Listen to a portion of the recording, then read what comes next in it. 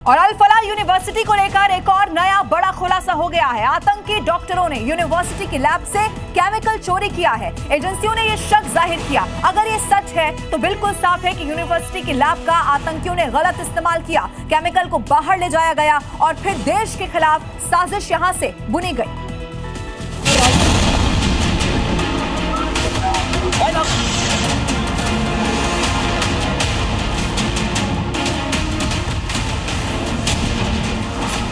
उमर, मुजम्मिल, शाहीन, आदिल, ये वो चेहरे हैं जिन्होंने दिल्ली को दहलाने में अहम भूमिका निभाई।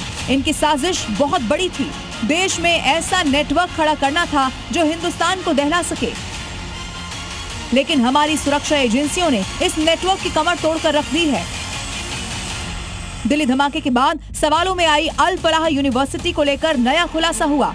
जानकारी मिली है आतंकी डॉक्टरों ने यूनिवर्सिटी के लैब से केमिकल चुराया था। केमिकल डेटा का मिलान नहीं हो पा रहा। केमिकल लैब से बाहर ले जाने का शक जताया जा रहा है। थोड़ी थोड़ी मात्रा में केमिकल को बाहर ले जाया गया। लैब रिकॉर्ड्स में कई गड़बड़ी सामने आई है। कांच का सामान, छोटे कंटेनर यूनिवर्सिटी के बाहर लाए गए। बताया जा रहा है कि शैक्षणिक गतिविधियों के नाम पर ये सब कुछ छिपाया गया। फिलहाल एनआईए ने डॉक्टरों से पूछताछ शुरू कर दी है। लैब से निकलने वाले रसायन को लेकर सवाल जवाब हो रहे हैं। माना जा रहा है कि ये module high intellect scientific network था। आतंकी डॉक्टर बहुत ही शातिराना अंदाज में साजिश को अंजाम दे रहे थे। अपनी डॉक्टरी डिग्री का फायदा उठा रहे थे।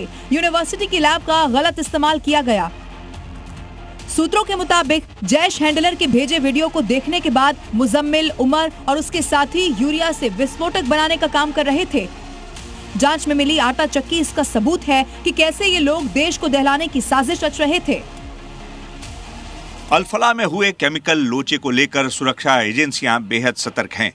यहाँ के केमिकल को लेकर एग्जिट और एंट्री और साथ ही ग्लासवेयर की एंट्री और उसकी खपत ना होना भी सुरक्षा बलों को चौंका रही हैं।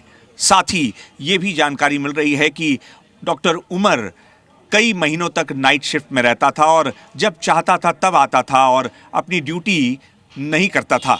इसको लेकर हायर अथॉरिटीज़ को यानी कि विश्वविद्यालय प्रशासन को शिकायत भी की गई थी, लेकिन इसके बावजूद उस पर कोई कार्रवाई नहीं की गई।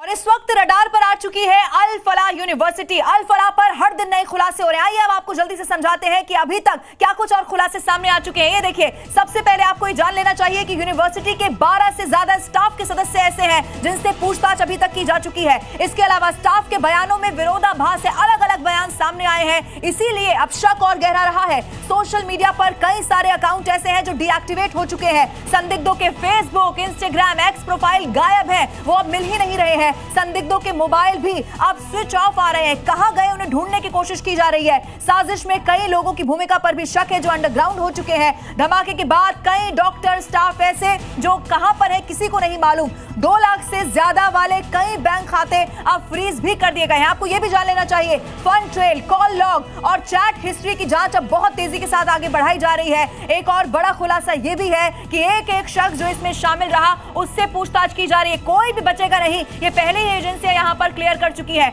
आइए देखिए, अब आपको यह भी बताते हैं। हमास के बारे में आप जरूर जानते होंगे, लेकिन क्या आपको यह मालूम है कि जैश भारत में हमास जैसी एक बड़ी साजिश रच रहा था। अस्पतालों को आतंक का अड्डा वो बनाना चाहता था और इसी मॉड्यूल का मकसद भीड़ भाड़ वाले इलाकों में बड़े पैमाने पर लोगों को मारने के लिए एक एक्सप्लोसिव पेलोड गिराना था। ये तस्वीर हमास की खौफनाक साजिश की गवाही देती है। कैसे हमास ने गजा में अस्पतालों को साजिश का अड्डा बनाया, कैसे अस्पताल के अंदर हथियारों का जखीरा जमा किया। कुछ इसी पैटर्न पर अब जैश काम कर रहा है। भारत में पकड़ा गया डॉक्टर, टेरर मॉड्यूल ये बताने के लिए काफी है कि जैश अब हमास का रास्ता चुन रहा है। कश्मीर के अस्पतालों में साजिश की तार बुन रहा है। जैश की हमास वाली साजिश को समझिए और जानिए कि कैसे जैश ने कश्मीर के अस्पतालों को टेरर लिंक से जोड़ने की नापाक कोशिश की। दिल्ली ब्लास्ट में गिरफ्तार आतंकियों का लिंक कश्मीर से है। ये डॉक्टर कश्मीर के अस्पतालों में अपनी सेवा दे चुके हैं। जैश का गुरगा मौलाना इरफान भी मेडिकल स्टाफ के तौर पर काम कर चुका है और अस्पताल में ही आतंकी डॉक्टरों से मौलाना के रिश्ते मजबूत हुए थे। अस्पताल से ही इस टेरर मॉड्यूल की शुरुआत हुई थी। आपको याद होगा कि आतंकी डॉक्टर आदिल के लॉकर से AK-47 मिली थी। अनंतनाग के अस्पताल में आदिल का लॉकर था। ये सभी डॉक्टर जैश की विचारधारा से प्रभावित थे और जैश के अस्पतालों में हथियार स्टोरेज की योजना थी। भारत के खिलाफ जैश के नापाक मंसूबे पहले भी फेल हो चुके हैं और इस बार भी इस टेरर मॉड्यूल पर एक्शन जारी है। सुरक्षा बल कश्मीर के अलग अलग अस्पतालों में कार्रवाई कर रहे हैं। मेडिकल स्टाफ के लॉकर को खंगाला जा रहा है। साउथ कश्मीर के कई लोगों से पूछताछ भी की जा रही है।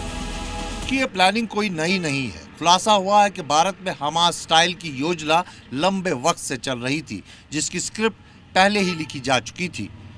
बस उन डॉक्टर्स और मेडिकल स्टाफ को तलाशना था जो इस साजिश को अंजाम तक पहुंचाते। लेकिन इससे पहले कि जैश अपनी इस खौफनाक साजिश में कामयाब होता, ये नेटवर्क कश्मीर से फरीदाबाद तक बेनकाब हो गया।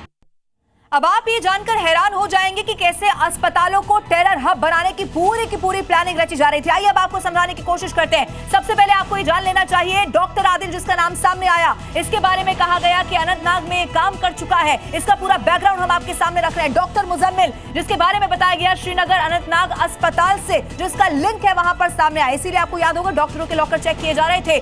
जीएमसी अनंतनाग में ये डॉक्टर उमर जो I-20 में था वो काम कर चुका है। इसके अलावा मौलवी इरफान श्रीनगर में पैरा मेडिकल स्टाफ में यहाँ पर ये इसका सदस्य था, यहाँ पर ये तैनात था। इसीलिए देखिए जो पूरा नेटवर्क है उसको लेकर कई सारे खुलासे हो गए, लेकिन एक एक शक्ल आपको इसीलिए हम दिखा रहे हैं क्योंकि इनके खिलाफ अब एक्शन होना तय है। बड़ी खबर इस वक्त है, अल फलाह के चेयरमैन जवाद के बचाव में अरशद मदनी उतर गए हैं। जवाद का हाल आजम खान जैसा होगा, ये मौलाना मदनी ने कहा है। न्यूयॉर्क और लंदन में मुस्लिम मेयर बन सकता है, भारत में यूनिवर्सिटी का वाइस चांसलर भी नहीं बन सकता, ये सवाल उठाए हैं। इस्लाम का ये दिया कभी भी बुझने वाला नहीं है और इतिहास गवाह है, जिन्होंने इसे बुझाने की कोशिश की वो स्वयं ही मिट गए, ये धमकी उन्होंने दी है।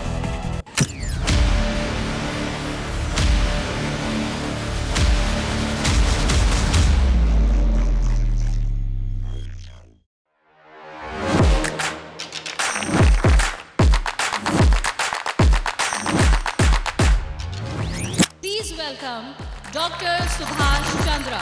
And habit can be micro, macro, 66 times if you repeat the same thing, it becomes your habit.